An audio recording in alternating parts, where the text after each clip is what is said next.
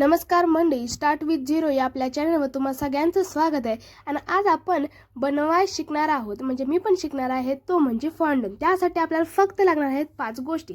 ते म्हणजे पहिली तर गोष्ट म्हणजे पाणी, त्यानंतर साखर, आणि परत इथं पिठी साखर आणि कॉर्नफ्लॉवर घेतलेला आहे मी.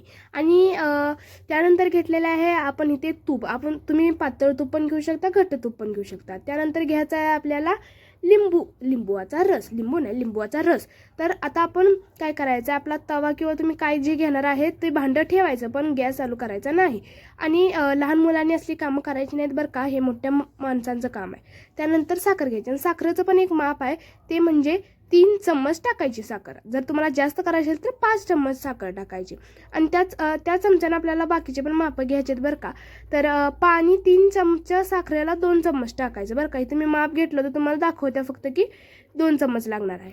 तर आणि समजा तुम्ही 5 चम्मच साखर घेत असाल तर 3 चम्मच पाणी घ्यायचं.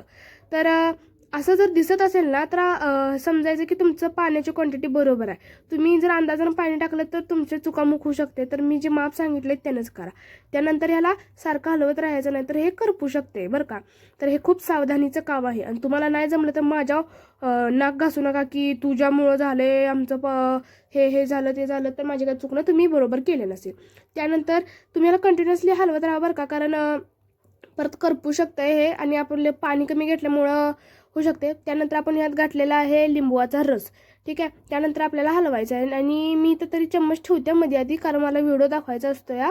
तर तुम्ही असं काही करू नका. एका हातानं हलवत राहा आणि एका हातानं लिंबूचा रस टाकत जावा. त्यानंतर आपल्याला टाकायचं आहे तूप. तूप टाकण्यासाठी जरा घट्ट होतं तर असं पडणं झालं, म्हणून मग परत मी टाकलं आणि हलवलं. त्यानंतर बघा हे असा पदार्थ होतोय. असा आपल्याला पदार्थ करून घ्यायचा आहे. आणि आपल्याला आता इथं घाई करायला लागणार आहे.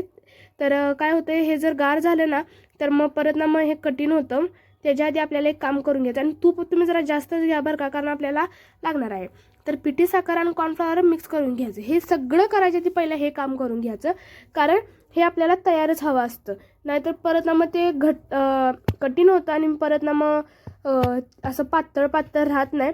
तर काय करायचं, हे जो पदार्थ आपण तयार केला आहे ना, त्याचं नाव काय तुम्ही मला कमेंटमध्ये सांगा. भरपूर लोकांना माहीत नसणार आहे, पण असू दे. आणि हे तुम्ही चमचनच करा, मी हातानं करते कारण भाजू शकतं, मला भाजले म्हणून सांगते. तुम्ही हे काम चमचनच करा. मग त्यानंतर आपला फॉन्डेंट नावाचा पदार्थ तयार होते. एवढ्यातच काम संपत नाही आहे. फक्त तुम्ही काय करा, असं मिक्स करताना थोडंसं एक्स्ट्रावालं तूप घाला. काय होते, जर तूप नाही घातलं ना हे खूप कठीण होते. आणि तुम्हाला आजचा व्हिडिओ आवडला का मला नक्की सांगा.